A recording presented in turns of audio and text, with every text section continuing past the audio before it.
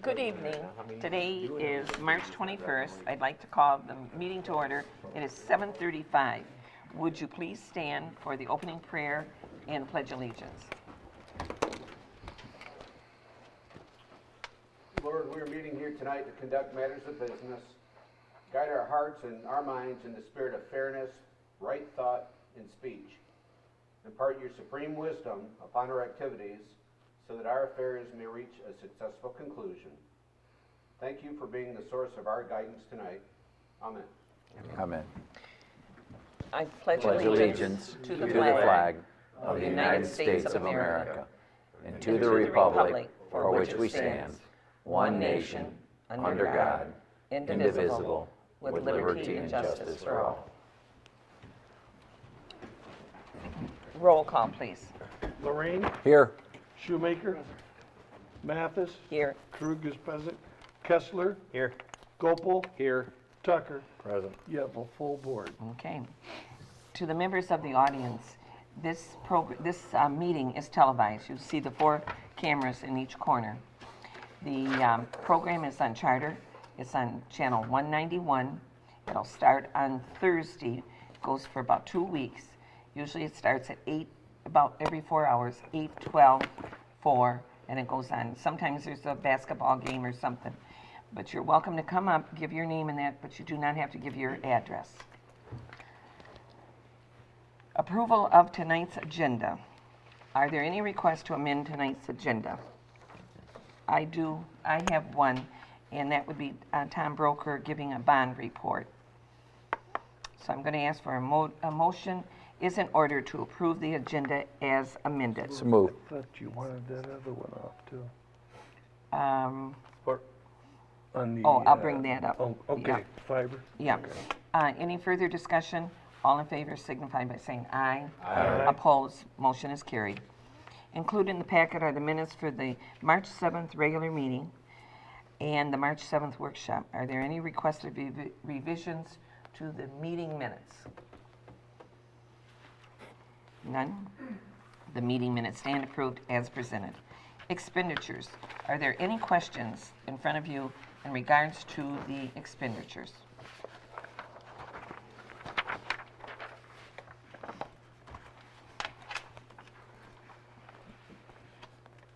All right. A motion is in order to approve the expenditures for the totaling of $238,857.95. So moved. Do I have a Support. second? Any further discussion? Roll call, please. I vote yes. Mathis. Yes. Kessler. Yes. Shoemaker. Yes. Gopel. Yes. Tucker. Yes. Lorraine. Yes. Motion passes. Public hearings, none. Reports. Are there any committee reports? If not, I'm going to have Tom Broecker bring up the report. I've handed out two-sided page to each board member. The refunding bonds that were approved a couple months ago actually were sold or priced today, and the rate actually, we did a little better than the initial estimates. On one side, you see the actual debt schedule of the bonds that were sold, and on the back, the one column to look at is the annual savings. The next to the last column, over the next almost 12 years, we'll save just a hair under $1 million, $998,551. So our financial advisor and bond counsel are both very pleased with the results today. We'll be signing paperwork tomorrow to approve the sale, and it'll close on April 12th. That's extremely good news. Any board comment in regards to that? Yay. Yep. Oh, that's good, John. Squared. All right, good job, Tom. Communications, none. Adoption of the ordinance. This is the proposed amendment to the Land Division Ordinance. This is the second reading of this ordinance to give authority to the Zoning Board of Appeals to grant variances from the lot depth to width ratio requirements of an ordinance rather than the Township Board. Now, we had this at our last meeting. It was the first reading. Is there any board discussion in regards to it? All right. A motion to adopt an amendment to Land Division Ordinance Number 516 as presented. So moved. Support. Any further discussion? Roll call, please. Shoemaker, Yes. Gopel, Yes. Tucker, Yes. Kessler, Yes. Lorraine. Yes. I vote yes. Mathis. Yes. Unfinished business. This is the Election Commission meeting. Gentlemen, it's going to be on April the 4th at 6:45. Can you make that? April the 4th? I will not be here before. I won't Oh, well, then we change it then. Well, the election commission is Mr. Kessler, Mr. Gopel, and Mr. Krug. As long as two of them are here, we're good. We just have to So do you're it going to at be that. here, Yeah. and who else? Rob said he'd be here. I Right? can be here. Oh, okay. Yeah. It's We- just- It's just a formality. We have to appoint the inspector. Yeah, we have to Okay. get it ready for the May election for Linden schools. Got it. That's gonna be before our meeting? Or, Yeah, It's just meeting night, before. 6:45, yeah. I figured you had a public safety. So. Now this, in your packet is quite a large packet. It's like 15 pages long. And it's new business, and it's the Metro Act permit application. Fiber Technologies Networks LLC. I have been reading it, and it's a permit to use the right-of-way and to construct a fiber optic network extension in Fenton Township. Included in the packet are the permit applications, a route map for the proposed network extension, and a permit form for the board's approval.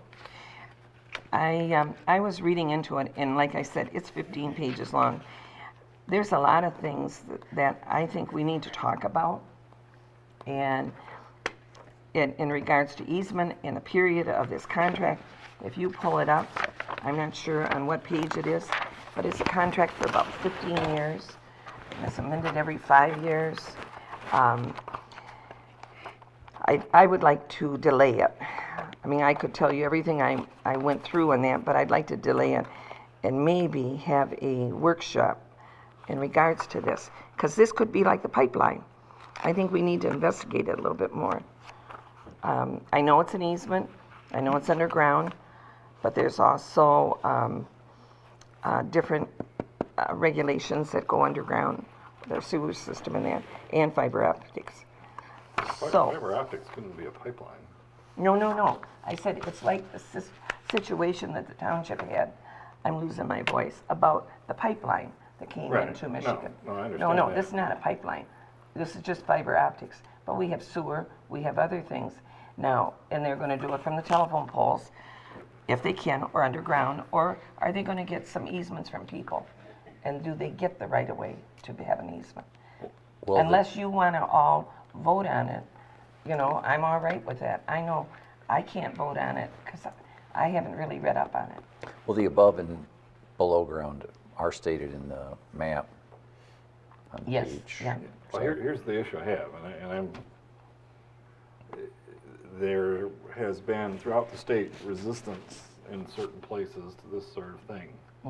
So the state went back and changed the statute and loaded it in favor of the applicants.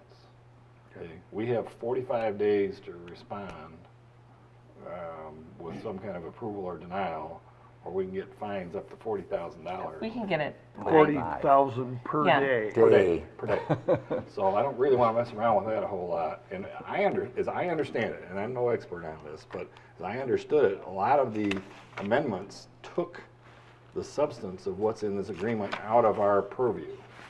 It's in effect a form contract that's being spread throughout the state. Now, that's my understanding. I'm not an expert on this. Don't pull my lawyer hat on this one, but that's what I understand the circumstances are. So I don't mind talking about it, I don't mind looking at it, but I sure don't want $40,000 a day fines. Oh, I'd never do that. I was just at the Board of Review for 5 days.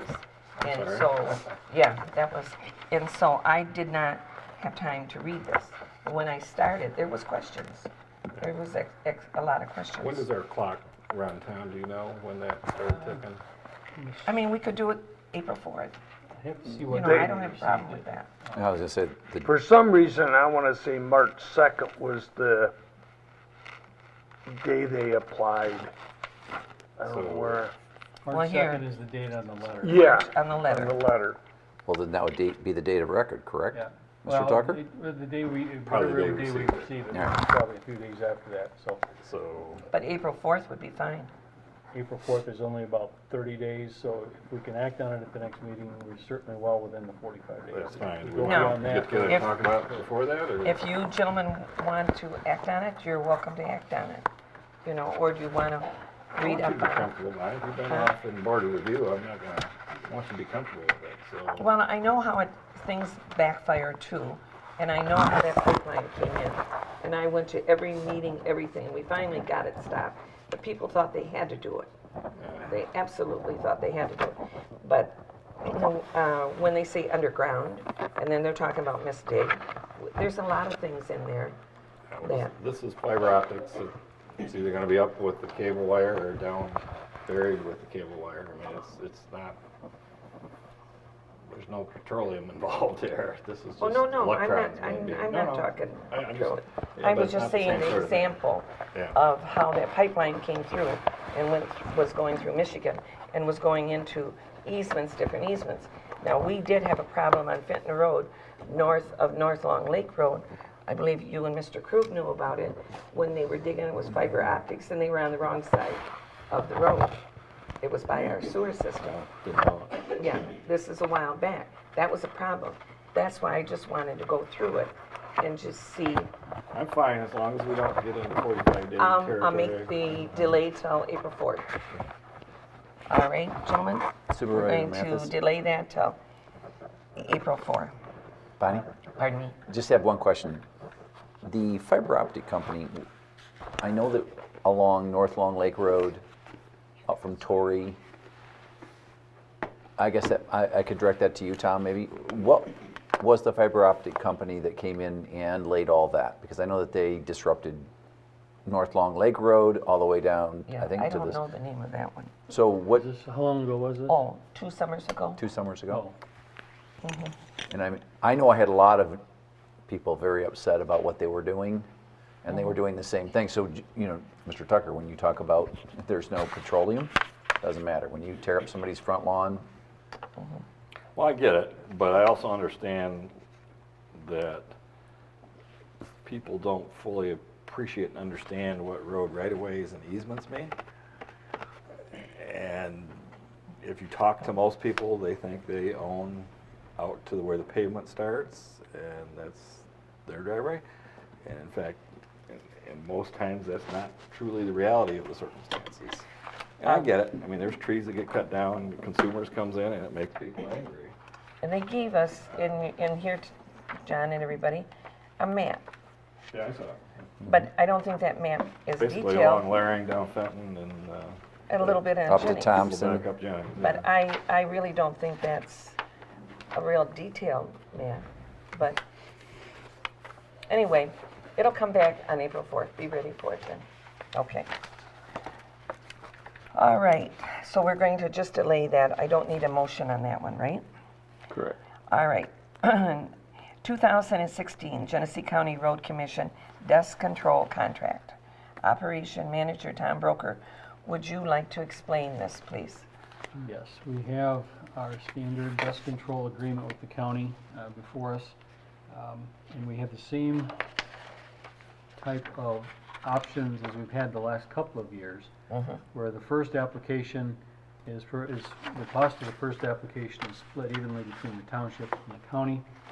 A fall out application that the county does at their expense, and an optional second application in the middle of the summer, late June, I think, early July, that if we want it, it's at our expense. For the last 2 years, we've opted not to have the second application, and it's worked pretty well for us. I mean, other than a couple areas that might need some extra help, for the most part, we did fine with just the 2 applications for the last 2 summers. And the difference in cost is if we do all 3 applications, then we're paying $31,058. If we do 2 applications, we're paying $10,353. The difference being the one full price one in June. It worked. It has worked for the last 2 summers. Because I think, Tom, the first application didn't come as soon as they wanted to last year, the year before the winter. Right. So then we really didn't need the second one, and then we did the third one. And in the township, we got 17 miles of dirt roads. And, I mean, it was a good policy that we did for the last 2 years. I'd like to see it happen again. Any discussion? None?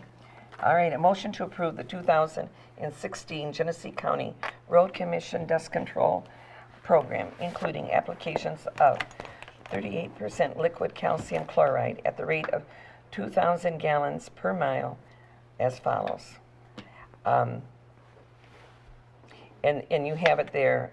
It says one application late April or May with the cost divided by the Fenton Township and the Road Commission. The middle one would be late in June, and then the last one is mid-September with 100% of the costs paid by Genesee County Road Commission. Do I have a motion? So the motion is to do the first and third, is that correct? Yes. Yes. Do I have a second? Support. Any further discussion? Roll call, please. Gopel. Yes. Tucker. Yes. Lorraine. Yes. Mathis. Yes. I vote yes. Shoemaker. Yes. Kessler. Yes. All right, the next one is amended agreement, Old Linden Road Storm Sewer Outlet Project. I'm going to let Operation Manager Tom Broecker talk about this, but we did approve this at our last meeting, Tom, but then there was some amendment that we had to do. So Mr. Broecker will tell you about it. Well, the numbers we used to approve the two projects at the last meeting, we found out were not correct. There was a miscommunication with the Road Commission. We understood that the storm sewer outlet replacement was a 50-50 project separate from our 50-50 matching funds. They've now confirmed, no, that's not the case. So in order to still do both projects, we would need to amend our budget, increase by $25,000 to do both the Wiggins Road and the storm sewer outlet replacement project. I think based on the need for the projects and our ability to absorb that change to the budget, I think it makes sense to do that. In order to do so, we need to approve the amended agreement. The original agreement was approved 2 years ago based on really old numbers. And so now they've amended it and presented it back to the board for action. I understand Wiggins Road, and I'm fine with that. And I'm sure this storm sewer outlet is probably necessary, but I don't know anything about it. Who can tell me what the issue is? Well, it's at Old Linden Road and Dooley Drive, over near Storage Place, just south of the city of Linden. Yeah, I know where you're talking. Okay, and they have really bad flooding problems over there. It's been that way for years. Yeah, and the storm sewer is it's not functioning properly, and it's apparently the basin for it is extremely deep, which is why the cost is very high to replace it. Is it just plugged, or what's happened? It's to it? fallen apart, is what we were told. And that's why these properties are flooding, like that childcare place over there? The Yeah, storm childcare, the storm sewer storage is place. not taking the water away. And we own this? Well, it's in our township, so We're sharing. we own it kinda. They're gonna go, they're gonna be It's in boring there right under- away, but it's ours, kinda. It's not a privately owned No, storm sewer? No. It is public, yes. They will be boring under the road, Old Linden Road, to get across to the park area. But it's a complicated, we can get more details on it if you want, John. Well, I didn't, you know, everybody that talked about it said it's necessary, but I didn't know what that meant, so. Yeah. Yeah. This was, we brought this up, what, Tom, 2 years ago? Yes. Yeah, 2 years ago, and we really thought we could do it, and then all of a sudden, no, we couldn't do it. We didn't have the money. And then we had promised you Wiggins Road, or the people Wiggins Road, because there was another gentleman that has Look at come you. in. But no, you had brought it up too, and then other gentlemen had come into our meeting. And so then if you drive Wiggins Road, you see, we definitely have to have that taken care of. Well, that child care facility was at planning commission a few years back, and I remember, I mean, we're not talking about a little bit of flooding, we're talking about Major. feet of water in the parking lot. That, she has sold it since. There she, yeah, well, I probably would too. We assess waterfront property at a higher rate, so. So, no, she has sold it and the new owners come in and, but we've known it for years and years and tried to get it so we could do it. And this is and that was what the amendment was Where for. does it drain to? Pardon me? Where does it drain to? The lake. Was it? Yes. Start, But it's, basically, sooner or later it winds up in the lake. Okay. Guess that's the logical spot, I guess. any other questions in regards to that? I was just wondering if it hits the pond as in the gore. Some of it might That's where go they're in boring. that The wetland. wetlands, yeah. They bore to Across. that, put the tube under, and then that is like a big basin, but like Bob says, then it does go to the lake. But you know, that is a huge gully, that'll hold Yeah. a lot of water. But it's bad, really, really bad, and we have to see if we can take care of it. All right, any other discussion in regards to this? All right, I need a motion to approve the amended agreement for the Old Linden Road Storm Sewer Outlet Project as presented. Just real quick, Uh-huh. do we know that once we fix this, that we're not gonna have a problem with, from the retention area to the lake? That's gonna be all redone also, That's yeah. part of it also, Yes. going Yep. down to the lake then? Mhm. Okay. So moved. Second, Support? any further discussion? Roll call, please. Kessler, Yes. I vote yes. Shoemaker, Yes, Lorraine, Yes. Mathis, Yes. Tucker, Yes. Gopel, Yes. motion passes. Board comments. Are there any other comments from the members of the board? I just have one, and I just wanted to point out that this weekend, Chief Voles was appointed to or elected to as president of the Fire Chiefs of Genesee County. It's quite Association, yes. an association. It's quite an honor to be elected. Just if you see Ryan, give him a attaboy. I did. And did you see the red truck? No, The he's red- driving a white one What, still. laser? I mean, we got the new one, but that's having everything put on it right now. But people have seen the red one going around. And the white one now has no identification on it at all. Which one's the new one? The red one. The red one's the new one? All right. I'm going to open up for public comment on agenda and non-agenda items. If you'd like to come up and speak at the podium. Sharon, you might have to pull that microphone down a little bit because you're not real tall. You're petite in height. Yeah, Bonnie knows this. yeah, I know how that. I am short, I know. You know what, Tom? Do you want to come and sit right here? Oh, I'm fine. Oh, okay.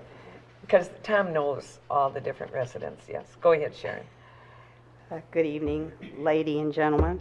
I'm Sharon Garfield, this is my husband Terry, and these are some of the other residents, and we all have one thing in common. We live on Eastview Drive. Now,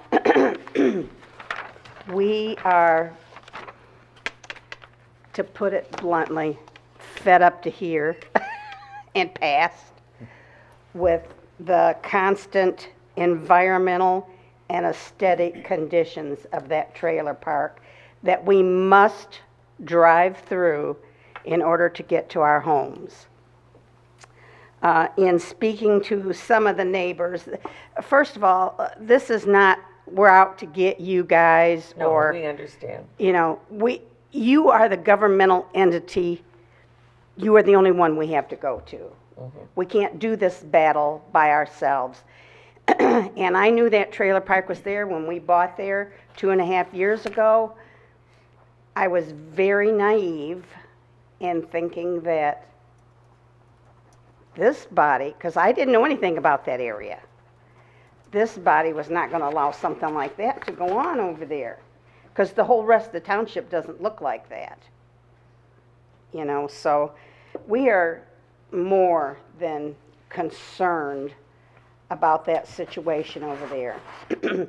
I know that many of the neighbors have called you, various people, through the years a number of times. And it seems like, it appears to me and to other folks, that we get the pat on the head. And we go out and they clean it up a little bit, and then it's back the same way again a week later or 2 weeks later or whatever. We have to basically drive through a garbage dump in order to reach our houses, and we feel that we pay a great deal of taxes and should not have to do that. That street is not a dump. And it's not fair to make us pay the kind of taxes that we have to all pay and have to still drive through all of that mess that we have to go through. But there's trees that fell through a storm, which is no fault of the brothers that own that place. But they chop it up and just leave it all off onto the side.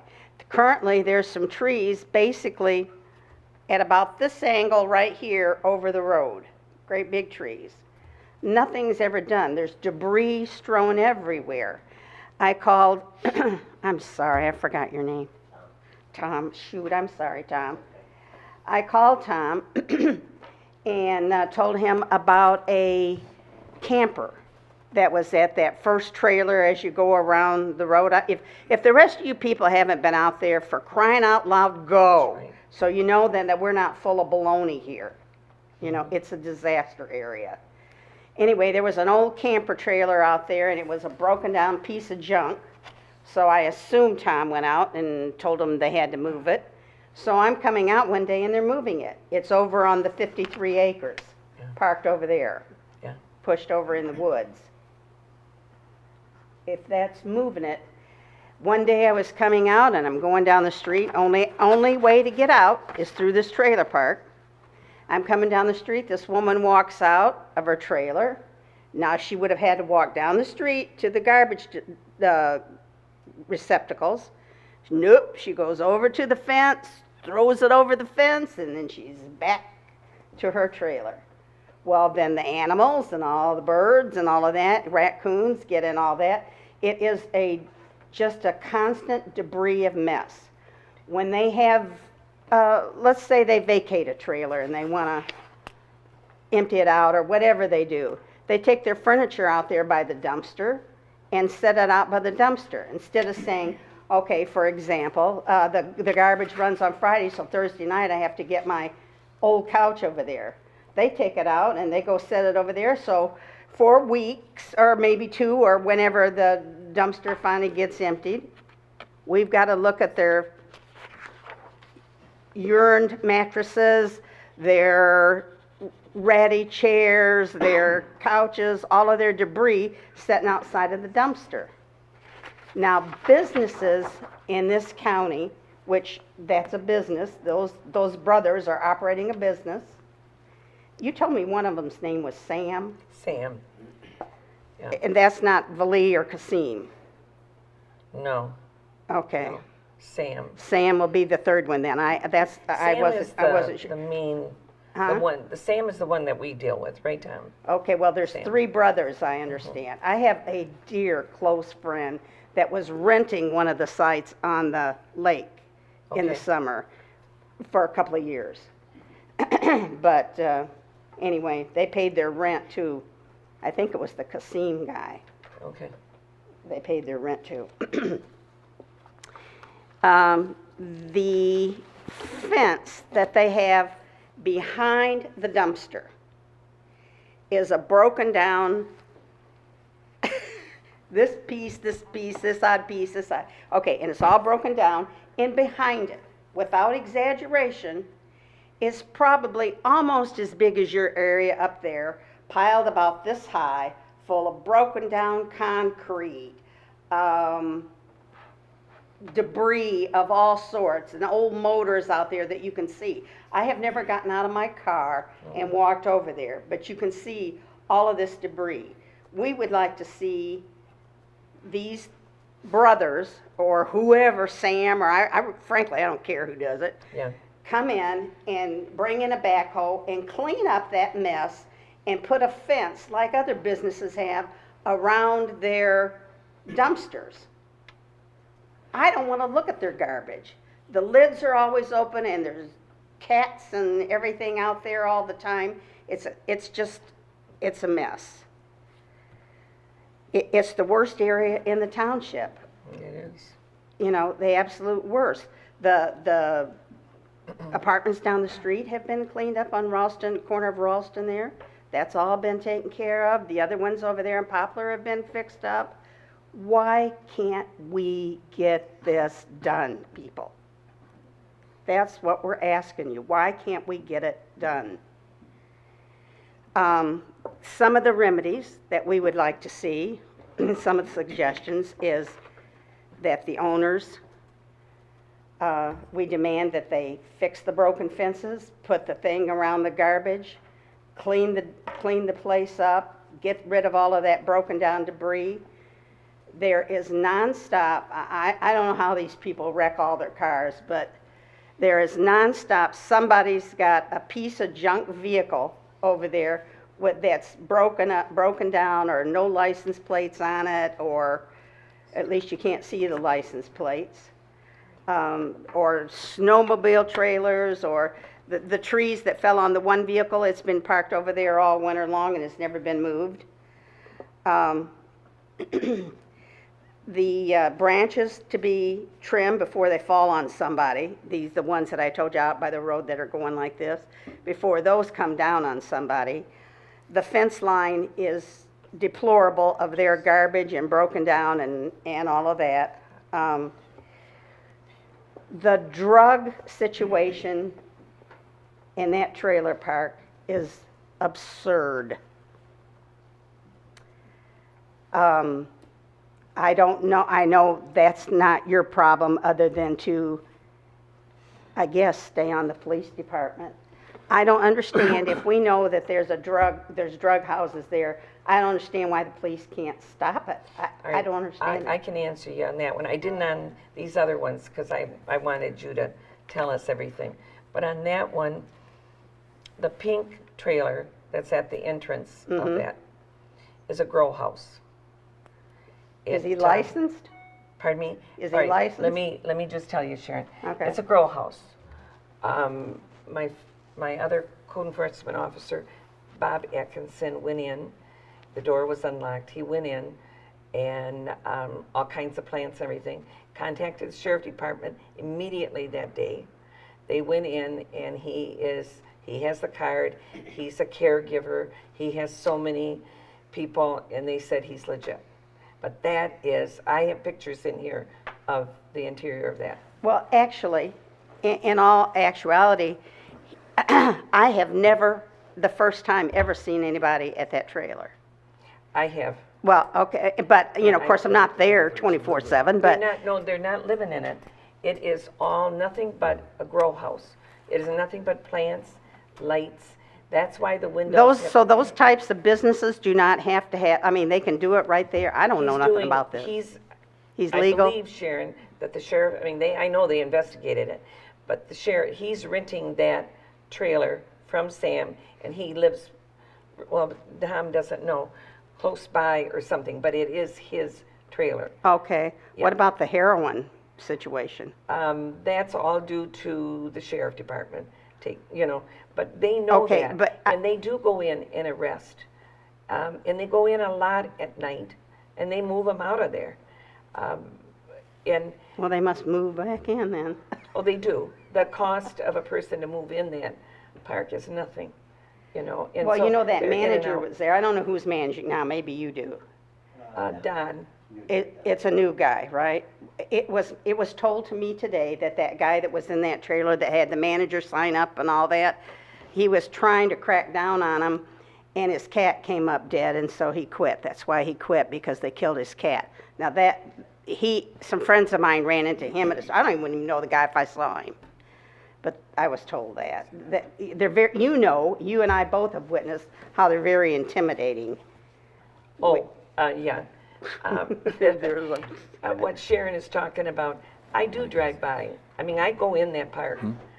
And one day I took my husband and I said, Dave, now, if anybody comes up to the car, and my husband's a big guy, and I mean, he wouldn't take anything from anybody. I was afraid he might punch somebody.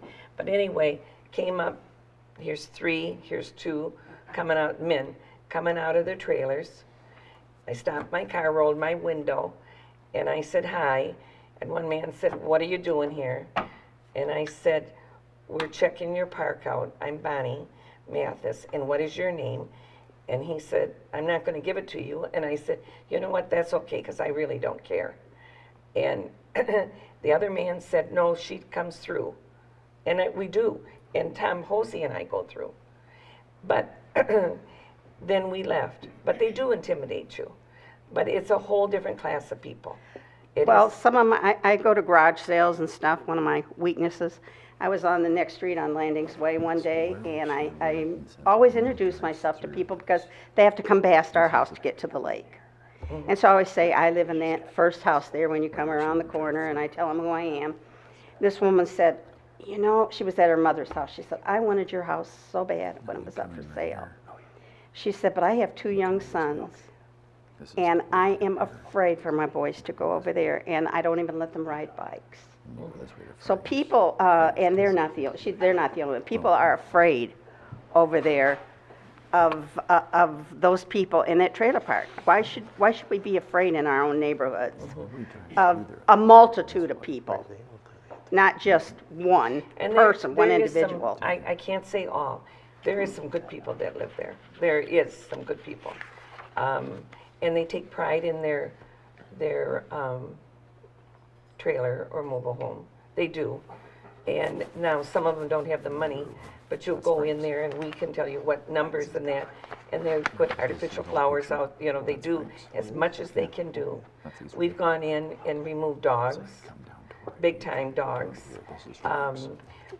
Tom and I went not too long ago. I would think animal control should help you with that. Pardon me? I would think animal control would help you with that. I'm do it. sure they are No, not I don't licensed. take the dogs out. I'm saying we get them removed through the sheriff or animal control. We do inspect it twice a year, and the inspectors is Tom Hosey, our fire chief, building inspector, and an officer. We notify them we're coming in, and we go in. Well, And Tom told me last year that it was in better condition than, of course, you were new, but it was in better condition than it had ever been. And I'm thinking, better condition? You gotta be kidding me. There's debris everywhere. We are not a haughty bunch of people in that No, neighborhood. But honestly, we are sick to death of that mess nonstop. People come over to my house for the first time and they say, we thought we were on the wrong street. I mean, I don't know, do you people get approached by the park? Of people talking to you about the park? Well, I mean, seriously, I don't get approached, but I'm aware of it. I know exactly what you're saying. Well, this, I have never been more serious in my life. We're not going away. We I've taken have nobody to 7 go or to but you people sitting you're right right, there. Sharon, you're right. And now, let me just show you something, because I don't believe, I mean, people see us sit here, they see Tom in his office, they see me in my office.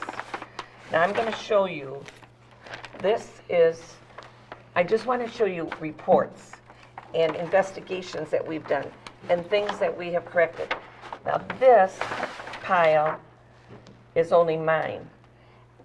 I had him bring his pile over there. You can just hold it up and show Mrs. Garfield. I already saw his That's folder. reports that we answer and we get them solved. But then the next day, like you said, we can have that dumpster totally empty. No TVs, no mattresses, everything. The one guy the next night decides, all right, I'm gonna dump everything. Okay, so why? why can't you come down on the owners of this park and those guys understand money. Why can't they be assessed fines? Why can't they be made to follow the ordinances like everybody else, or you go out there and clean it up and charge them? We do as That's much- what they're gonna understand. All right, Sharon, we do as much as we can that the state allows us to do. We can't just go in there, like if we, I mean, on the apartments, yeah, we can go in there. And then we bring in the health, we've already brought the health department in there. And then we've had 7 of them removed. I had 2 of them disassembled 2 years ago, taken down in the summer months. But I don't know if you realize it, because I don't know if you go in to see. But you go in that park, there's pads that are empty. I know that, you can see a couple of them. Yeah, yeah. Our hands are tied. There's no doubt about So it. you're telling me that there's nothing that you, as a local unit of government body, can do for the residents on Eastview? I think that's Just not fair to say. to solve this? To make it move or to take it out? Can't No, do it. I don't care if the trailers are there. Listen, I have been poor in my life. Some of these other people have been poor too. I never lived like All right, that. Sharon, I seriously will not argue with you. I know what you're saying. I know what I can do. I know what this board can do. I know what our sheriff deputies can do. And we call all the different officials to come in. Our hands are tied to a degree. Whatever, I don't even believe they're supposed to let us go in the homes, but we do. We do. And we condemn them. And then he has so much time to fix up. Roofs caved in, no heating, no electrical, gas line was exposed once. No, we bring it all. But go ahead, Mr. Hosey. Well, may I address some of Uh-huh. her concerns when she's done? I think I can Okay, probably. because Mr. Hosey is the one that really deals with them, but I also. I'll sit down if you're ready. Okay, sure. I do want to say one more thing. Thank you for praying prior to the opening. Isn't it lovely? Yes. It is very lovely. Thank you very much for that. Mhm.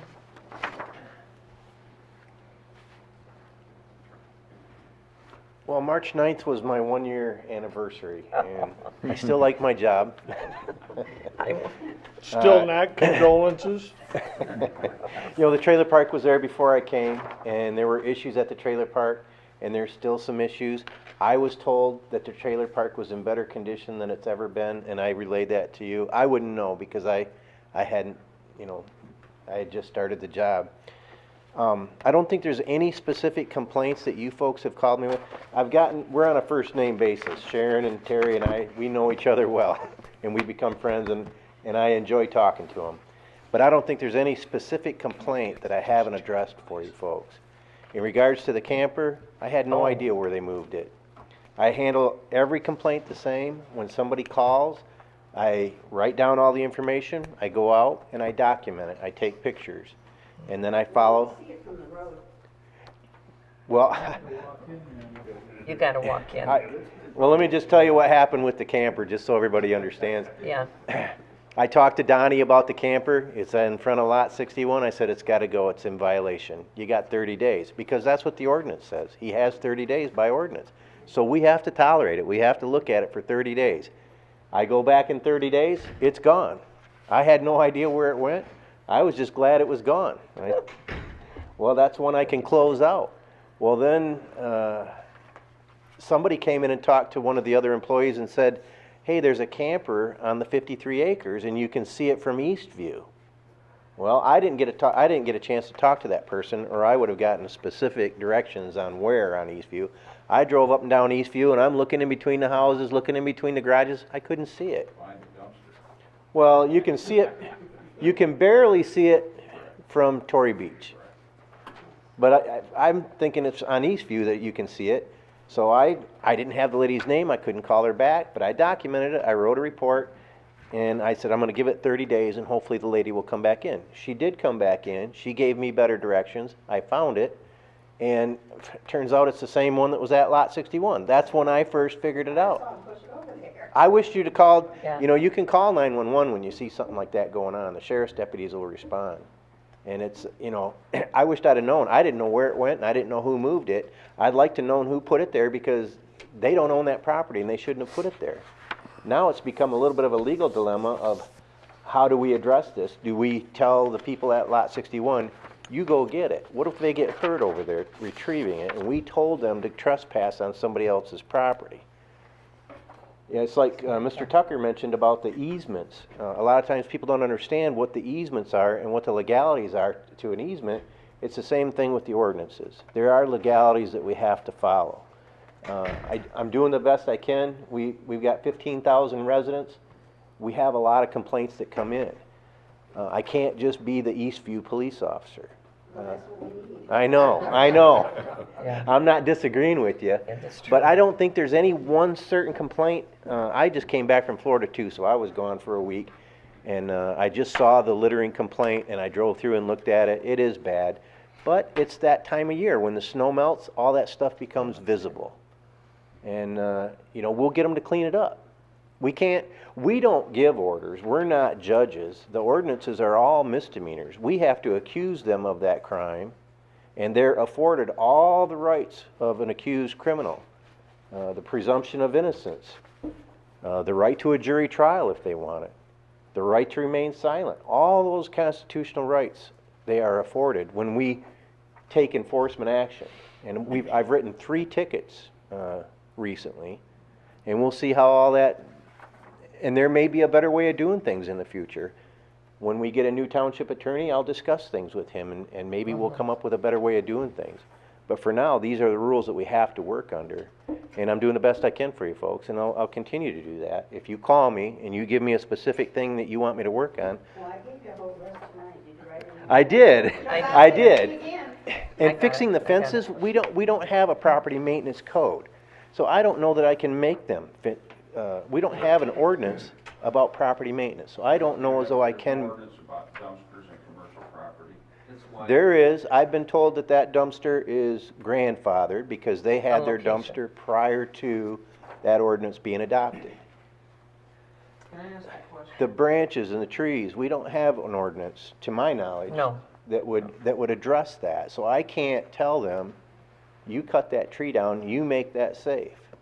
I can't do that. Can I ask a question? Sure. The cats. I can When tell you. that dumpster is overflowing, there is 15 to 20 cats out there, wild cats, that are out there on top of it. You go through there anytime at nighttime, you see them up there. When that dumpster is overflowing, these are wild cats. So what's your question? How do Tom, you get rid of them? Tom, they're feral cats, and they came from Frank's Tavern.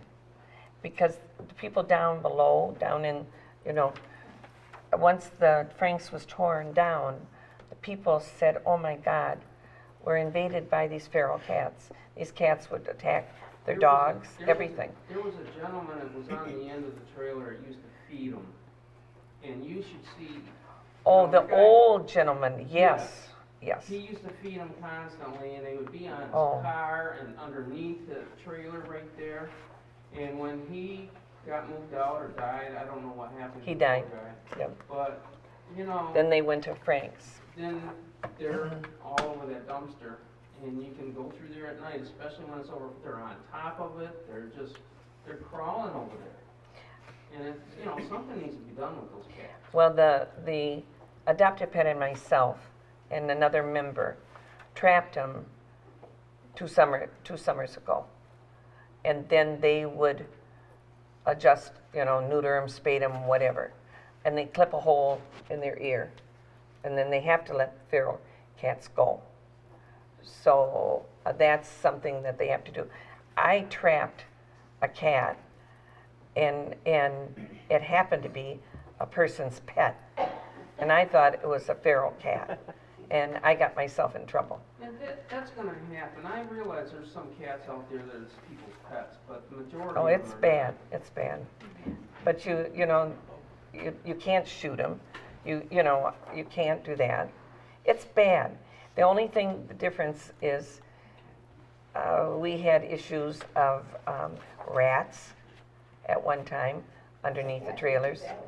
And so then the cats probably would get the rats. I don't know.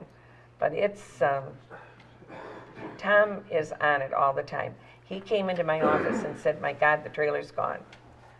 And I said, good. So he closed the file. And then it comes up. Then we contacted the manager, Don. And then they said it was Kenny Walker's trailer. And Don was supposed to get with Kenny Walker. So it's like, Does the owner of 53 acres, does he know that that trailer's there? I don't know. We're going to find out on the 53 acres who owns it. We talked to Julie Lewis today, and she was going to give us the information. There's one other thing on that. There's an opening where they put probably the newest fence in. I have maybe 10 years, 12 years, whatever it's been. Well, what the residents of the trailer park have done is cut an entryway into that 53 acres. Make That's how paths. they push that trailer over there. And what they do is they go in there and park. They have their camp. And they have a fires. campfire, because he saw it. He's got pictures. And they go, we've seen them going with trucks and dump their. Dump debris, truckloads of debris dumped back there. And they got their little bikes and stuff, they run back there. And, yeah, some of this stuff is not, you know, we've lived with it for years. And But it's still, it's bad. Right. It's very bad. If we could just get it cleaned up, would be a big. you know, if they could just keep that fence closed. I understand that it's not much to cut a fence, but they open up that fence and they just act like they own that property when they're in and out, in and out. We'll get a letter to Sam. Is there nothing that can be done about that dumpster situation? Like make Dumpster. them enclose that and clean all that mess up What? back there? For residential houses where there's a blight situation, isn't it been I the can't hear you, Mark. For residential houses in the area that have a blight situation that isn't resolved, has there ever been precedents where we come and clean it up, bill them, and if they don't, or put it on their taxes? No, usually, no. Insurance companies, like if it's a foreclosure house, we get with the mortgage holder or whatever, the bank. Well, we do it for yards that haven't been mowed. We have a weed ordinance, yeah. Very Tall seldom. grass. They mow them once we give them a notice. They do, but we don't, no, we don't. All Tom would have to do is give them notice. We got one in court right now on total blight. I mean, on a beautiful lake, and you just can't even imagine. And they're in court. They're in court, and we'll see what the judge comes up with this one. But, Well, can you do that with these brothers that own this place and make them do something about that mess? I and Tom will get Sam on the phone and tell him that he put us through a terrible meeting tonight, and that I'm not going to tolerate it anyway and defend him anymore, which I don't defend him, but I'm going to give him the list that you gave me, and we're going to get as much as we can enforce, we're going to get it cleaned up. Now, I will tell you, I did get a call back in October because I was going through my notes, and Sam said, Bonnie, aren't you happy we painted the trailers? So, We'd be happy if Sam would make some rules for his park that explain to people they would be evicted or whatever if they're caught throwing trash. I think everybody in that park is scared of certain people. And, I mean, you drive in it, you know which ones, and Mark will tell you that. I mean, as far as, no, you're not, but I'm saying the sheriff does a good job coming in there and getting it taken care of. Comment on the trailers being painted, it looked like the Rainbow Coalition. I drove by. That's the least of our worries. Yeah. No, I understand. I just was going to make you laugh a little bit in regards to when he called me and told me he painted them, and then I drove, and it was like, oh my God, you know. So, You didn't provide decorating advice for that. The pink one really bothers me though. It is not Interiors by Bonnie over there. Or exteriors, yeah. No. You're dating yourself. Yeah. But the one that really bothers me is the pink one, and the children stand at the bus station right there. That's the one that really gets to Our me. church picks up kids there and takes them to church and stuff, you know, and we buy the kids Christmas presents. At Christmas time, Yeah, at Thanksgiving, and we bought these little kids all new coats and boots and gloves, and the next week they came to church without them. Where's your new stuff? Mama sold them for 12. sold them. We do all the holidays, and we deal with the schools, and we take money, we take food in, we take clothes, we take different things. The school works with Tom and myself in regards to that, because those children don't deserve to be there, so you try to keep them warm. But, Those buildings are 50s and 60s buildings, oh yeah, and they're made out of 2x2s. And the R factor's like 4 or something in the walls. You it's know, terrible. They're not, they've been outdated for over 50 years. The 7 that we took out of there, we condemned. Now, in the spring, we will be going back in. Maybe we'll condemn 2 more, He's got 5. some for 20 or sale. 30 more. Pardon me? He's got some for sale, I might buy them. How much did your, I'm serious now, did you have to pay the scrappers? Or He they- did. He How much paid, did he they paid each, for each trailer, 500 to get it out of there. So I figure if we buy 5 or 6 of them and get them out of there, it'll start cutting his rent down. Mhm. Then if you raise his taxes a little bit, His sewer bill is high, good, very high. good. We want it to become non-profitable. There should be 4 $1 million houses there. Now, the trailers down, have all of you gone there and seen the nice trailers down at the water? They're beautiful. Awesome. Just beautiful, and they're all restored, and they're just awesome, you know, and, but what they have to drive through to get to them. Well, those are RVs, and they rent those, he rents those 18 spots or whatever, those are recreational vehicles. They're fifth wheels and camper trailers. They're not house trailers. They're not trailers like the rest of the trailers. Those aren't restored, those are new. And people rent there because it gives them a place to go in the summertime. And the like going up beach, north, beautiful lake. And the beach and having a place to put their boat. And so that's kind of a separate little entity they got there. They got 2 businesses going there, the trailer park and the RV park. Yeah. Well, let me tell you what I think part of the problem is. And this goes back to my age here. 25 or 30 years ago, our good friends in Lansing had the perception that mobile home parks were being picked on by local governments. Okay? We used to have a fair amount of control over what went on. We could do a lot of the things that you're talking about. Because of the perception that they were being discriminated against, they took away most of our authority to do anything with respect to mobile home parks. And gave it to who, sir? The Mobile Home Commission in Lansing. Okay, I called them. I'm Been not telling there, you, done that. I'm not telling you they're Yeah, gonna but they solve won't. your problem. They don't care The either. problem They don't is care. they're, it's non-responsive to local situations like this. They're in Lansing, they don't give a flying fig what's going on East Point. But if you talk to your local legislators, we can get some of that authority back here, because our hands are somewhat tied. Now, if there are drug deals going on, yes, we can deal with drug deals. We gotta be able to catch them, we gotta be in a position to do crime enforcement. If there's really health, safety, and welfare issues going on, we have the ability to do stuff about that. If the nuisance levels are to the point where it's health, safety, and welfare kind of thing, we still retain We that. can do You can that. deal with the blight though, can't you? Sure. Within the context of the normal blight ordinance, okay, that's, Please come over here. oh, I live over on Tupper, you don't need to tell me about it. Probably 10, 12 years ago, there was development proposed to go on Oh, at 54 yes. acres, okay? That would have been the best thing that ever would have happened for you guys, because I agree with the gentleman said 4 houses, $1 million, whatever, that needs to be cleared out and turned into single-family housing.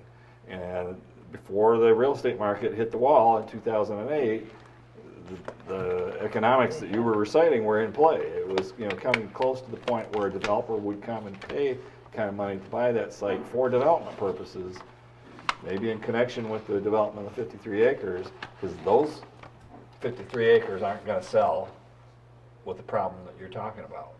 You know, that's pushing down the property value there. So we were about that close to having that go in, and I think that would have gone a long way to help.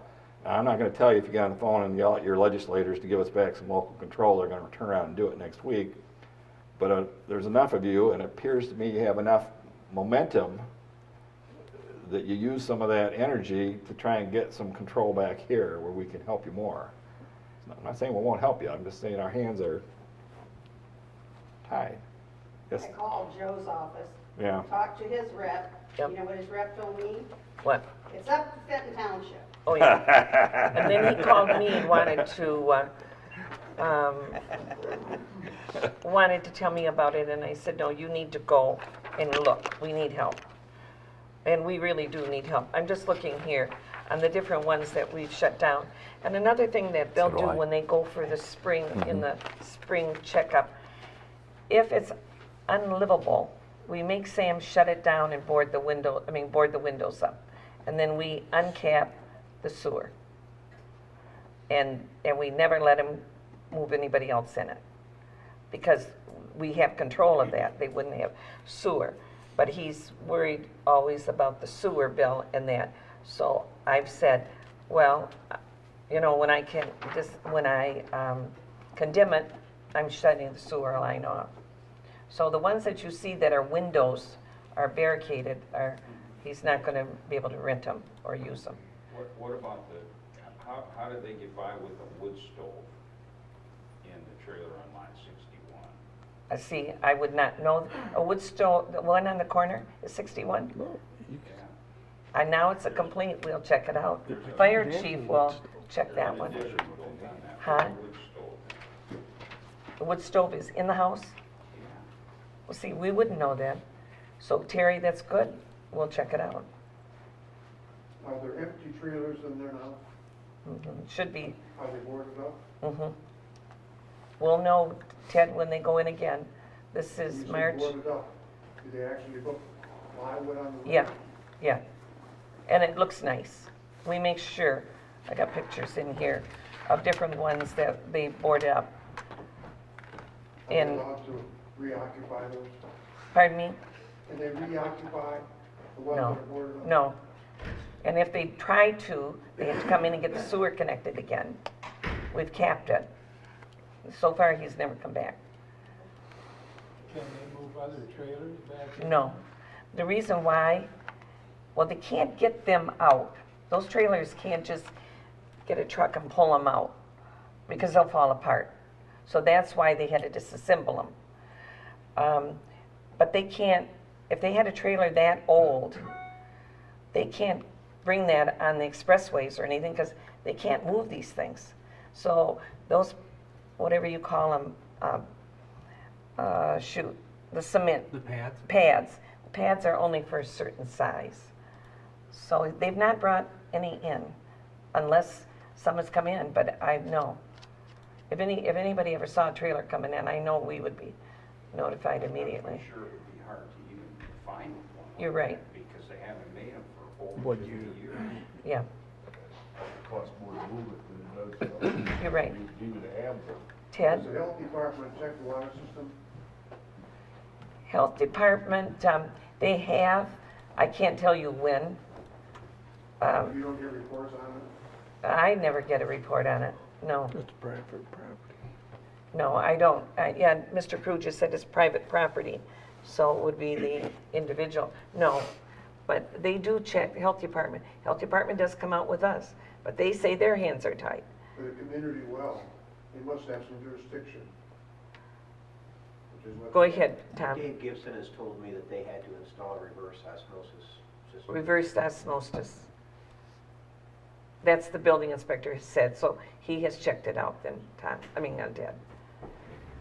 So to get the trash and stuff cleaned up on the 53 acres, do we go after the owner of the 53 acres? Well, we're gonna see what we can do in regards to that. We know this young man, Kenny Walker, and we're gonna put some pressure on him to get that thing out of there. Now, like Mr. Hosey said, now we're trespassing on this person's property. So tomorrow, we're gonna find out who this person is, tell him that there's a trailer out there, and then he might want to get it out of there because there's people Well, partying. they needs to rebuild that fence. The fence, like I say, what they've done is they've cut a way through it, and they continuously go through it and. It's use a it like party it's place. all Over there. Yeah. Maybe we can find some lead pipes in there. I, Like the way you think, Ted. Lead pipes. so, Ms. Garfield, when did you talk to Joe's office? Just roughly.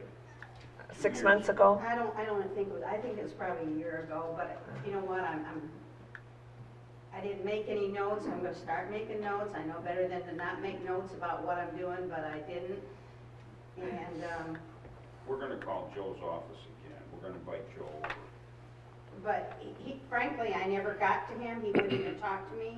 it's usually the two gentlemen that are there, but they're very good. He talked to us when we were holding an election party for him. Oh. Well, I can't tell you what to do, but I've known Joe for 40-plus years.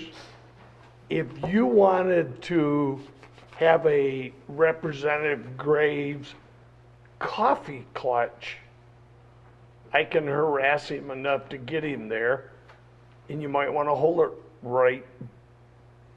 Sir, By- I'll do whatever you think would help us resolve this situation. I mean, It's just You a don't know how- suggestion.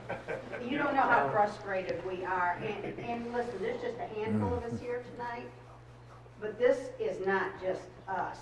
No. This is the whole stinking street. No, I I talk know. to Joe a couple times a week, He so. lives next to the trailer park, he's the one that had to put that brand new fence up. Yes, and I really pushed to get that fence up high for you. No, I appreciate it. I really did. That's the one that you did, the big fence. How tall is it, 8 feet? No, it's, you gave me permission to build a 10, but I wound up building a 9-foot. Okay, yeah, because you really needed it. It made a big difference. It didn't solve everything, but it did make a big difference. Yeah, because the kids still climb on it. No, they can't climb. They can't on this one. It's all They did on the smooth. other one. It's all, yeah, the other one, I made sure the smooth side was towards the trailer park, so they can't get up it now. We Stuff still understand. comes over the fence all the time. We get that it's grandfathered, that they're gonna be able to keep their rainbow trailers and do all that stuff. We just would try to like to get broken concrete that's piled up. All right, but I wrote that down. I've never got a complaint on that. Well, Have you, Tom? Broken concrete? I'd have to go through and look at it. No, I've never seen a complaint Get come them to in. move something and then something else can move it back in. Yeah. right. And that's what we'd like to figure out if there's the plan here for me is to, first of all, get them to clean it up and quit, get all that junk picked up so that it looks like the rest of the yard's on the street, out as much as possible. And then as soon as they put something in its place, deal with it before it gets 6 feet high. And But we gotta get the complaints, like Tom said, we can't be there all the time. The bad thing about it, they're moving in and out, in and out. We get it one way, then the next guy comes in, and we'll it's, consider us all deputized, and we'll call you every time they do something. So you're gonna get some complaints now. all right, we don't mind complaints, complaints. we'll give you some. We act on them, but I mean, you gotta be reasonable too. I mean, because we're, like Mr. Hosey said, we have other complaints constantly in this township. But don't think that you're not a priority. I mean, to me, it's one of the worst places in the world. And I just cringe when I see the little children that live in there. And it's terrible. So if, Listen, we had a missions conference at our church last fall, and I cooked a meal for all 3 nights. And there were children in there that said, I can't believe I got to eat supper 3 nights in a row. oh, it's terrible. And they're the kids we were picking up from the trailer park. It's a terrible place for children. It just is. There's no place for them to play. Go Summertime, through it's it on a hot summer day. It's terrible. It's absolutely terrible. But anyway, I've written down the complaints. If we want action, Mr. Hosey will have you sign complaints, so then if we're going to ticket, and he'll tell you the due process of what you've got to do. Normally, when we call Sam up, we'll say, Sam, the dumpster needs to be emptied now. That day, it's emptied. When we ask him to do anything about, basically, we just call him and say, we don't give him 30 days. He doesn't know that we don't have any power, but we pretend we do. We'll call him tomorrow and tell him that the whole neighborhood showed up. Oh, I will. I'll make it sound like it was a riot. I mean, and boy, you put. Yeah, I'll make this the worst meeting I've ever had, But no, we will. Well, I don't know if I should take the podium, I got a little other business. My name's Alan Wilson, I live, East Utah. I live by the canal, and when those canals were dug, they were 12 foot deep. And I've been around here since the mid-50s. My grandparents owned the property that I'm on, and what he's on. And, We're brothers, by the way. But the erosion is so bad from the people that will not abide by the no wake signs. And I've never seen the Marine Patrol ever stop somebody for going too fast in those canals. And like I said, I've been on that waterway for a long time. And I know a lot of these young people that are fresh sheriffs, they're trying to learn, and they're more interested on life jackets, drinking, but they bypass some of these other things that are problems to us. Erosion, sure. And we've gone through 3 dredgings, which have cost us several, hundreds of dollars. And like I say, I've never seen one person ever stopped.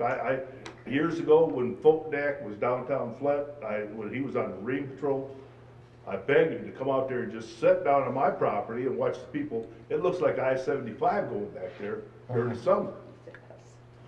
And most of them are local residents that all are doing They know speed. better, yeah. And I don't know Mr. Tucker, but everybody parks in Tupper Lake, and you've got people over there. You might have 300 boats that are all parked in there, and you got jet skis and you got boats, and they're flying in between other boats and they're rocking people's boats.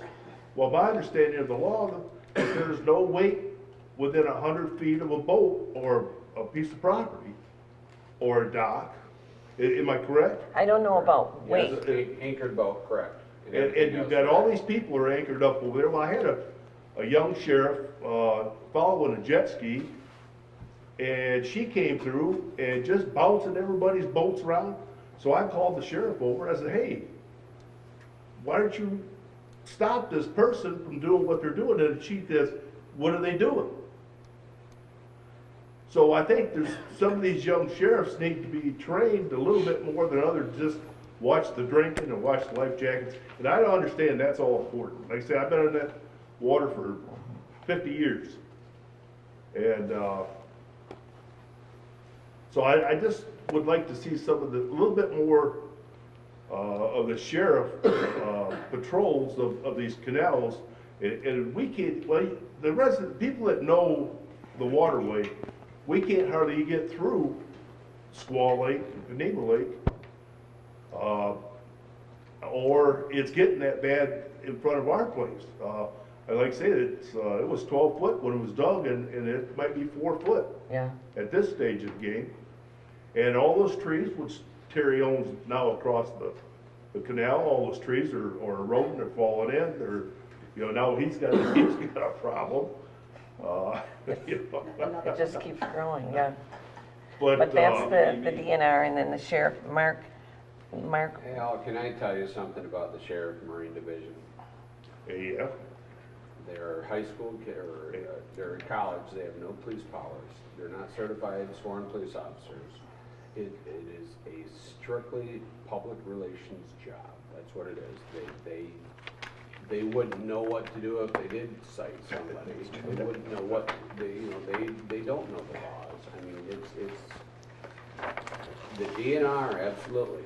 But the problem is the DNR in this county also patrol Lapeer and Shiawassee. One DNR group for the 3 counties. So, and let's face it, when they do happen to get to this county, there's a lot more boats up on Holloway Reservoir and Lake Fenton, which is where they do the lion's share of their patrolling. Are they out there? Absolutely. Are they out there any amount of time? Not really. It's 1 or 2 sets for the, there's a lot of lakes in this part of the state. And I understand. And the Marine Division is just, it's not gonna happen. Well, what you're telling me is if we pick these no wake signs up, it's really not gonna do us much good. I think, no, the ones that I put up in the front, you saw, they do some good, because we have them on this lake for sure, too. Well, But it's For just, people that obey signs. yeah, I mean, seriously, there's speed limit of 70. But I would think if there was one ticket given, it would kind of spread through, people would say, they are serious about giving a ticket. Now, I understand it, and you're right, there's a lot of young kids, and what I understand is if they're not carrying a pistol, they're not a real sheriff. they're training, yeah. Yeah. And I understand that they have limited, things to do, but I also know that we've got a problem. I agree. And I can tell you, I was in charge of the Marine Division for a year after I retired from the Sheriff's Department. And, that's the orders are, it's not, we're not there to write tickets. We're there to be seen and to educate and to, hopefully, we can stop most of the violations by our presence, and that is the function of that division. And investigate accidents and, But stuff if they're like not in the canal itself, they can't really stop the problem. that. Right. And they don't usually come down there unless No. there is a problem. Yeah. Well, And that's- is it a fact, is it true that if we catch them on camera, That and helps. we have their MC And the MC number, number. Yes, that a ticket can be issued? yes.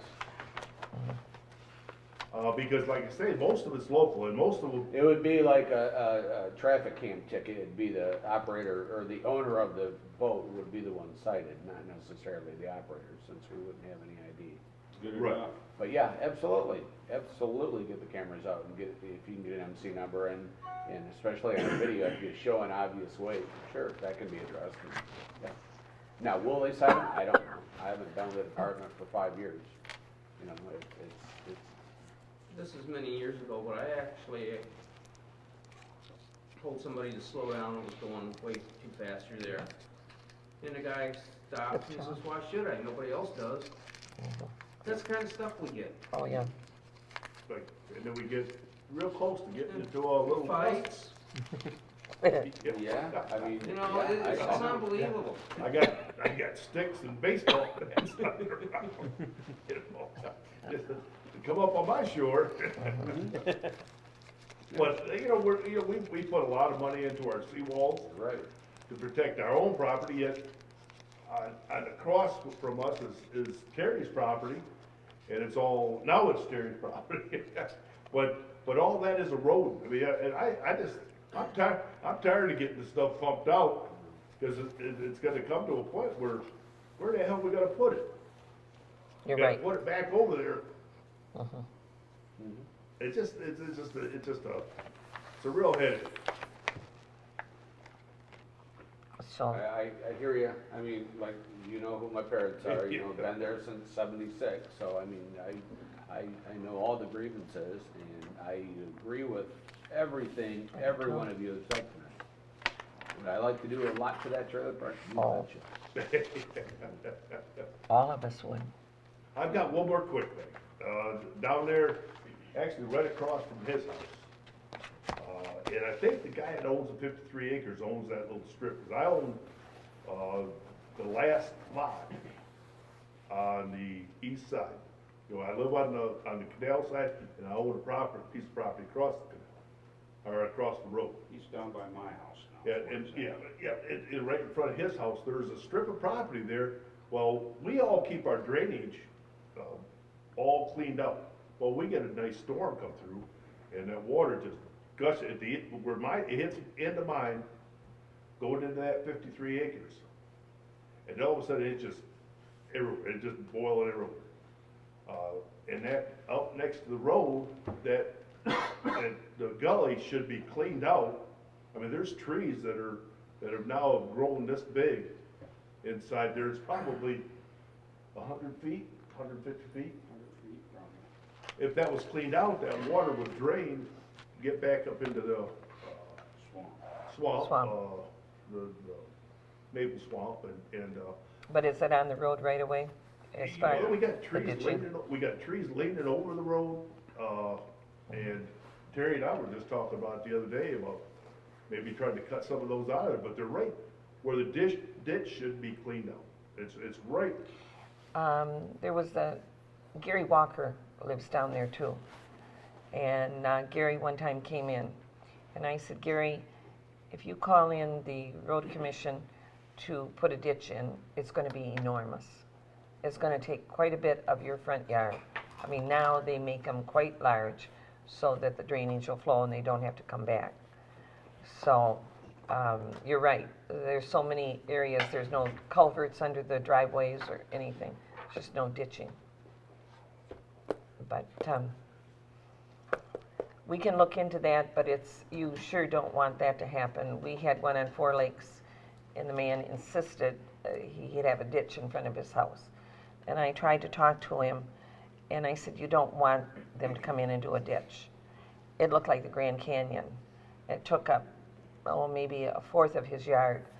And because I had said, pay the money, have a culvert put in all the way and cover it. And the road commission, you can do that. And then you have a yard. Well, as soon as the road commission came and did the ditch, he called us and he's just screaming. It's taken my whole yard. Well, you know how Four Lakes is too. So the next day, he had the drain commission come in and put the great big culvert, and they covered the whole thing. So he still has drainage, but you don't see the ditch. Well, this is not my, I think my lot, I keep mine cleaned up. I think this section is part of that 53 acres. And it's the only spot that connects to Eastview Drive. And that spot is just so overgrown. Now, is it the responsibility of the guy that owns? Might not even be the road commission, might be the drain commission, I'm not sure. The trees are starting to hang over the road, the roots they're busting up the pavement. So, where does that lie? I'm not sure. That's going to be either the drain or the road commission, depends on what the situation is. There could be a drain back in the back there in the 53 acres or a creek or whatever. I don't know how the water flows, but you got. Well, what it does is it kind of flows north on Eastview Drive. Okay. And it comes all the way down to Terry's house, and it kind of meanders back down into the maple swamp back in there. Okay. Basically, it's all unbuildable. And I guess the thing with this is he just brought it back over there and just kind of knocked the trees down and made it kind of look like the rest of the ditches along the east side of Torrey Beach. Eastview Drive. Everything stops right there. So it's just something I thought I'd bring up because it's just a pain in the butt. And like I say, Terry's, that stuff's getting to a point where it's crowding him. Well, we can only do so much, and that's what this meeting was good. And we'll get on this. On Friday, the township is closed because of Good Friday. So Mr. Hosey and I will be talking about it and see what we can do. And he takes unbelievable pictures, so we have a paper trail in regards to it. Is there any board members that would like to say anything to these residents and for encouragement or anything? Already said mine. All I right. would say Supervisor Mathis, we've been here a long time. Does Bonnie appreciate you coming? Or I mean, Bonnie, Sharon, and the residents. All I would do, I guess they came here to ask us a question, and if I was sitting in their seat, I don't think I received an answer. I mean, is What there some question are you saying you question? didn't answer? Is there anything we can do? We said no. Well, what Or- can they do? We told Mr. him. Tucker, I know our township attorney isn't here, but Well, no, I mean. what can they do? Well, they to have make a all change? kinds of, a lot of the problem here is just money. Okay, that's what it boils down to. Well, they need to know, right? You want to know what you're going to do. You're talking about buying 6 lots. What do they need to do? What options do they Got have? lost, 6 lots, what are you talking? Well, he said something about 6 trailers. So they right, must right, have right. Yeah, no. willing to spend money. So what are their options to fix the problem? Well, first of all, let's backtrack, because we haven't told them that there's nothing we can do for them, because that's simply not true. So we have. The drug situation is a criminal matter that doesn't matter whether you're in a mobile home park or where you're at. If you're doing that, that's illegal and you can be arrested and sent to prison for that. If it is a nuisance level to our ordinance nuisance level, that's a situation we can address. Privately, as individuals, you also have your own nuisance rights. You guys can take civil action against the nuisances that you're describing, okay? You'd need to get together and form a common pocketbook to be able to do that. But in terms of things like the dumpster, see, I can't control what the dumpster enclosure and that sort of thing is until they come in and say, I'm gonna make a change that requires site plan approval. There you go. And that will never happen, because the changes that they'd have to make to this place to meet current codes would be cost prohibitive. You know, ideally, somebody needs to buy this place from a guy and knock it down and build 4 places for $1 million homes. But that takes money. And I don't know what kind of money it takes. I don't know what the cash flow is from this thing. I can't believe it's very much. You know, so your strategy is sound. You know, it needs to be more expensive for that thing to operate to the point where something else will come in and backfill the thing. But there are, I mean, I don't want you going here thinking that we can't do anything from you. Our hands tied from what we used to be able to do? Absolutely. But, you know, the extreme nuisances, drugs, health, safety, and welfare problems, those are all things we need to know about. You need to be our ears, eyes, nose, and feet, so that Tom's aware of the circumstances. You know, the wood-burning stove is a good example. Yeah, The gentleman's I didn't know about issue on the lakes, I get it. I mean, I wish we had a boat that we could put on every single lake through the course of the summer. And we could do special assessment districts around the lake to fund that if people were serious enough about it. Because that's what they do. I mean, I do see them on Tupper. I doubt, when I was sitting here listening to you, I said, I bet you don't even see them down in the canals. They'll come over just because that's where all the action is at. Most of the people use good judgment and don't go ripping through here, because we've talked about making Tupper a no-lake wake, because a lot of times in the summer it should be a no-lake wake. And most Many boats, there is. most people, I mean, you go on the 4th of July, I can walk across the lake without getting wet. You know, I can just hop from boat to boat. But He's never seen like that. you know, but if that would take money, you know, that's something the residents as a group, you know, all the lakefront property owners would have to As far as do. that, I would like to see these young officers at least stop. Say, listen, there's no wake within 100 feet of another boat. You know, if they see it being done, then just pull them over and say, listen, this is the law. Don't do it. Around the channels, you know, what they do is they come flying off the lake and they back their boat down, they throw a wake 4 foot high and it hits those embankments on both sides and it just filtering right in. at least just tell the officers, a little bit more training with the officers, say, listen, They don't listen to the young ones. They're very verbal abusive to the young Yeah, the officers students. are, you know, they do informational stops. I mean, Yeah. that's what they do. But Bonnie's right on that. I Oh, mean, they're so, people on the water are a privileged bunch. Mhm. Just ask them. You guys aren't even North Lake. Right? How come I'm not feeling so privileged? There's a lot more privileged people out there than. Tom, I think they're talking about riparians, Tom. But, yeah, I mean, that Yeah. can certainly Poor be addressed. Tom. We can certainly ask the sheriff and undersheriff and whoever's running it to, you know, informational stops, absolutely. yeah, just a Yeah. little bit more than just the life jackets and the drinking. Yeah. But I just wanna see a little more, just, hey, if it's informational, then give them the information. well, Mark, because they have these signs, it's posted, so then they could, Yeah, I saw the signs. And I- yeah, and they that, could, you know, then they that would- can, that will help. That would, it'll help. It'll help, but, you know, like I said, there's speed limit signs all over, and that doesn't stop people.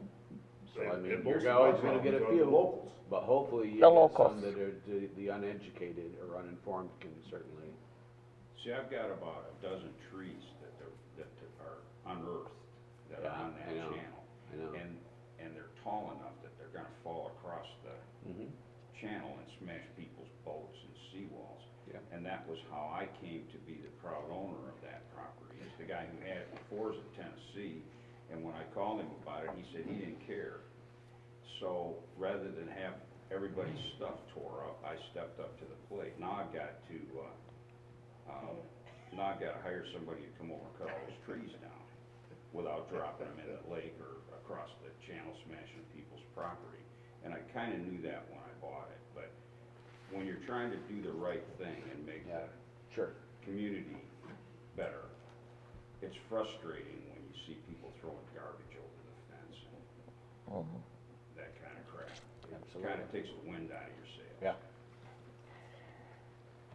Mr. Krug, if you would like to set that up or have I make good coffee. him call me, I mean, we'll do our part, whatever we can do.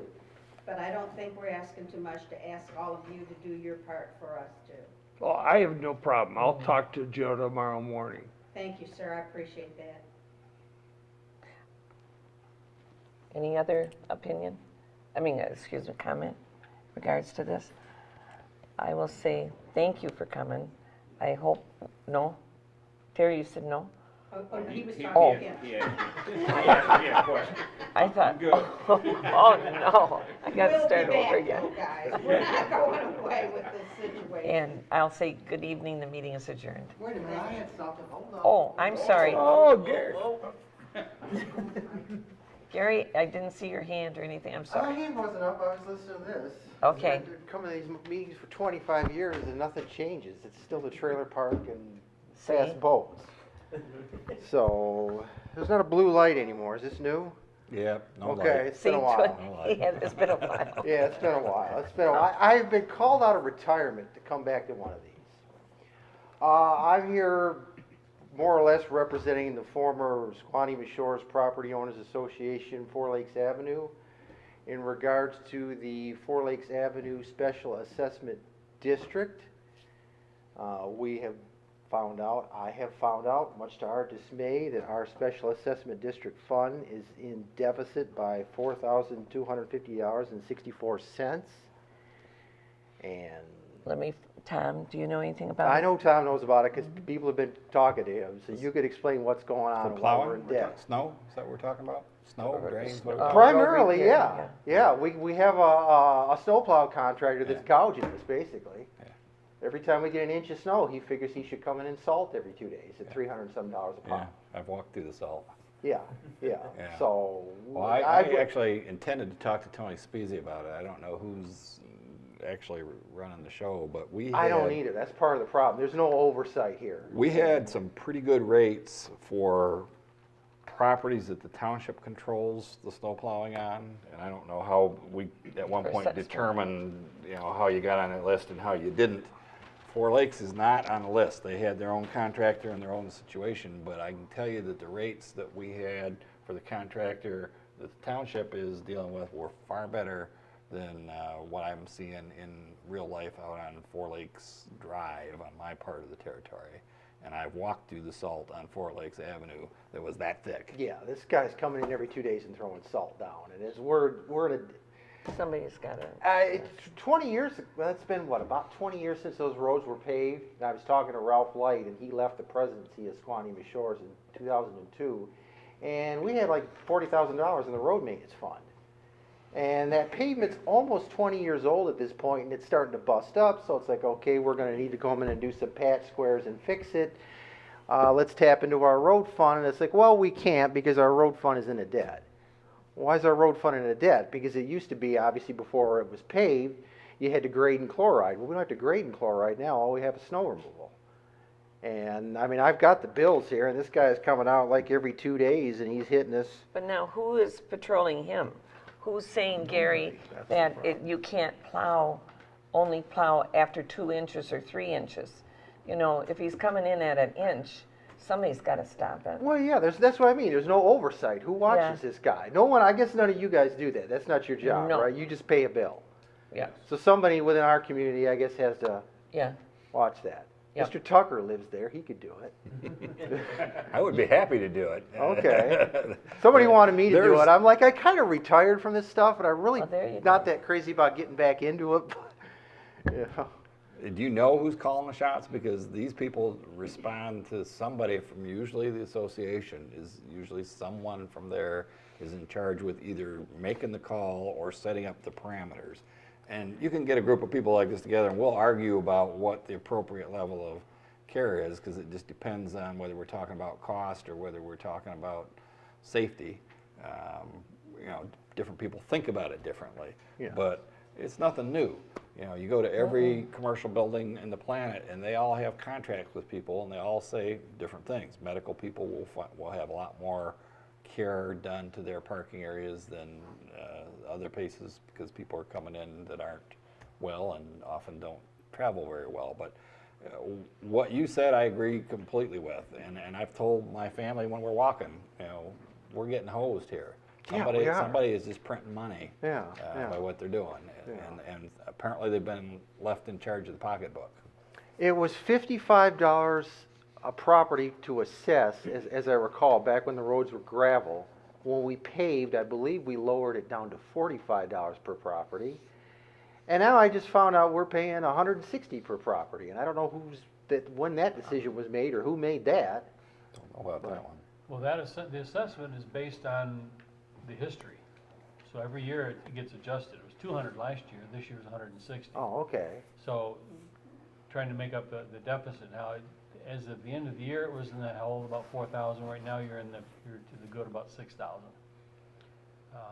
We're on the positive side again, you said? Yes. Oh, okay. That's probably because the last tax. Okay, because this statement I have. Well, this was printed on March 5th. It says. Right, it's as of 12/31, if I'm not mistaken. It's March 5th.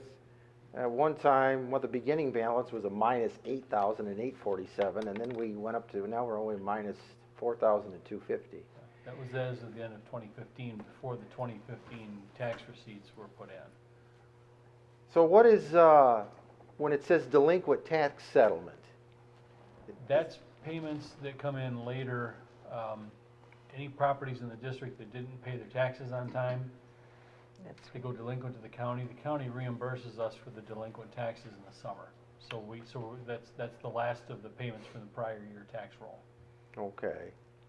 So what you assess individual properties is kind of a floating assessment. You can just randomly change it as you see fit. It's per parcel, isn't it? It's not random. It's based on what we, the expense history and what we expect we need to cover for the next year. Okay. We do that with all road maintenance and streetlight special assessments. Okay. I mean, I understand the 2 previous winters were brutal, so I'll forgive you for that one. This winter wasn't that bad. This guy's just greedy and figures he wants to come out and salt every 2 days because we get an inch of snow. And salting is, in all candor, really doesn't need to be done on those roads unless there's like ice. You're right. Other than intersections and maybe some steep inclines, salt is usually not necessary on residential streets. What I've told the other gentleman I've talked to is that I will get a price from Picasso, who has our current contract with, for other private roads. And if they want to be added to that contract, we'll do that effective immediately, which hopefully won't take effect till next winter. Hopefully we're done with the snow. And Not according to the weatherman. Weatherman. At least one more time. I'm just starting to like you. I didn't like it either. But we have real good weather guessers in Genesee County. Okay. I mean, this is like the story of the $100 toilet seat, you know, why did the contractor charge the government $100? Because he knew he could, so. Yep. This is, I mean, Now, is that Four Lakes Drive you're talking about? the whole Four Lakes subdivision, it's Four Lakes and all the side streets. So all that salt's running into the lakes.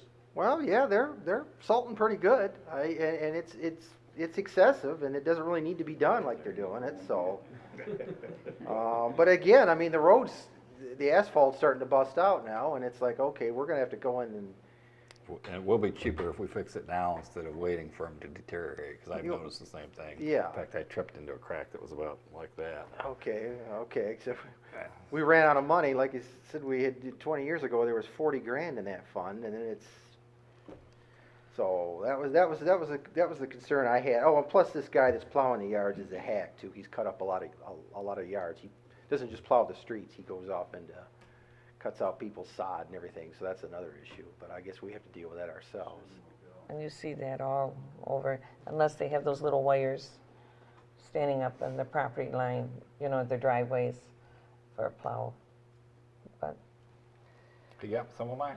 yep, see, you got them. That's the only way you can protect it. Is there anything else, Gary? No, that was it, but I just to understand how the individual property assessment, it's a floating number that you guys can just kind of.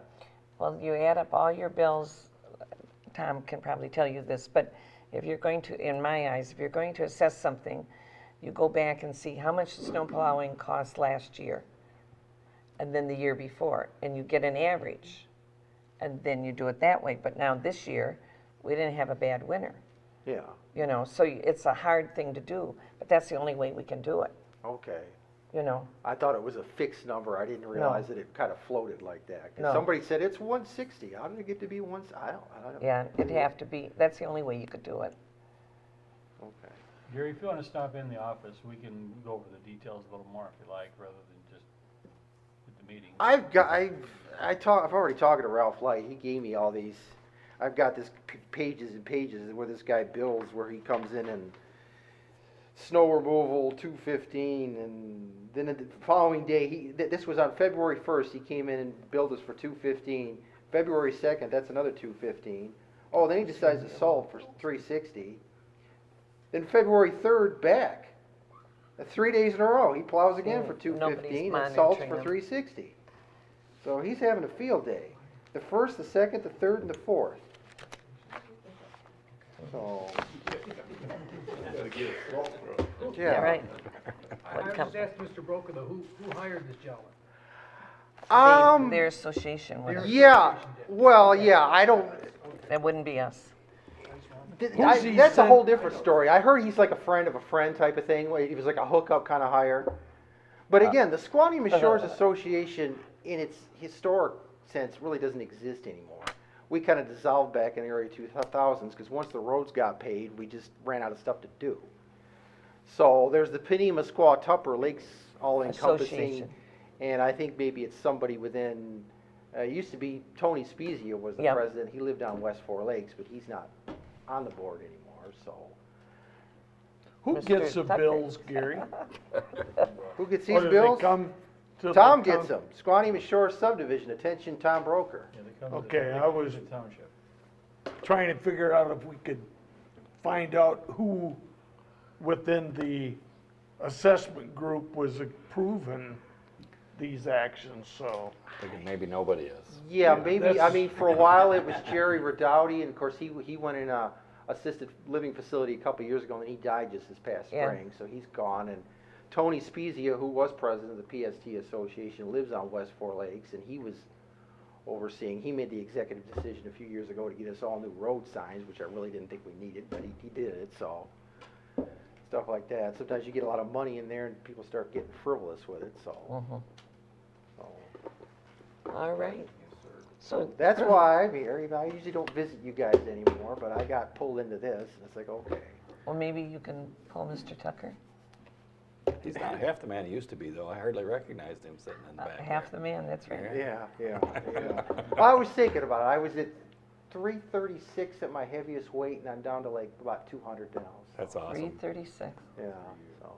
Any secrets you care to share? How to? Well, I look in the mirror and I see my dad. I look like my father now. Yeah. Yeah. That's a true. good thing. So, but yeah, thank you anyway for, and I guess we have to do some oversight on our end as far as the association goes, because you guys just tax us, and you're good at taxing us. I'll give you credit there. Treasurer. Yeah, Oh, look at me. I don't do it. Thanks for pointing that out, Bob.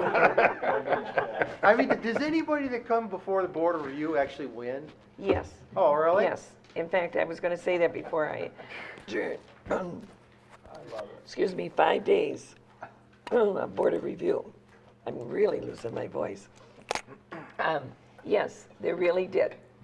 So don't ever think because there can be something printed wrong about your house.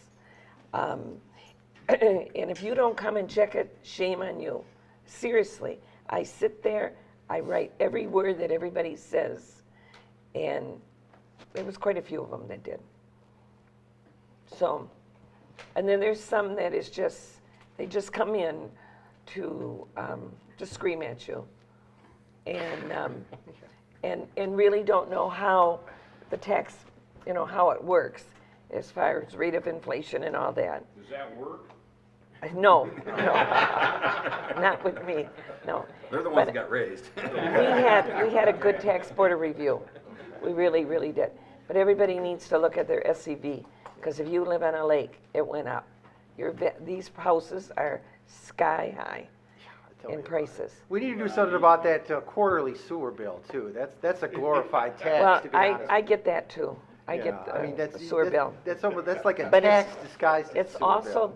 these guys too. Yeah. Come on. That's one bill I ain't paying. Yeah. Oh, everybody You and does. everybody else.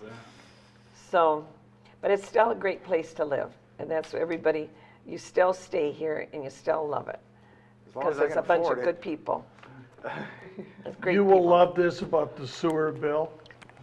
I have quit bringing in the sewer bill in an envelope because my wife was putting a check and a message in there. Oh, yeah. And most of the messages may have been inappropriate. And I get And they it, always you know. wind up on my desk. We all enjoy it the same. I didn't know what some of the words meant. All right, again, We enjoy it while we're using it. you're right, you're right. Until it quits. And then you have some problems, that's for Hey, I got a sure. question for you guys, and it has nothing to do with the neighborhoods, but it has something to do with Flint. And, they were talking about, still using the water, they're flushing all this iron and copper, whatever it is, and it's going to the treatment plant. I mean, is there anything of this stuff going down the river? I mean, is that iron being pumped into, it's just something I thought about, I'm going, where's all this water going with the iron that they're using all their toilets? And it's hitting where they treat it, and then it goes back into the Flint River. I believe they haul it out. The sewer plants haul any of that, Sediment, the sediment. Not necessarily the minerals. No, but wouldn't the minerals be the sediment on the bottom? Because it's still, the iron is still in the water itself. Oh, yeah. They make And super. yeah. I mean, as a kid growing up, I grew up in a city there, and we played, we just, like kids, we played everywhere. And, Yeah. and I used to see the river would be, Brown. they had so much phosphate in it, it would just suds it all up. You'd have suds Oh, yeah. all up down the. Gary, would you know? What? The question, well, I guess you know. I mean, I know your background is kind of environmental, so I mean, when they treat city water and, you know, the iron and the other minerals that are in, do they just get flushed back out into the river?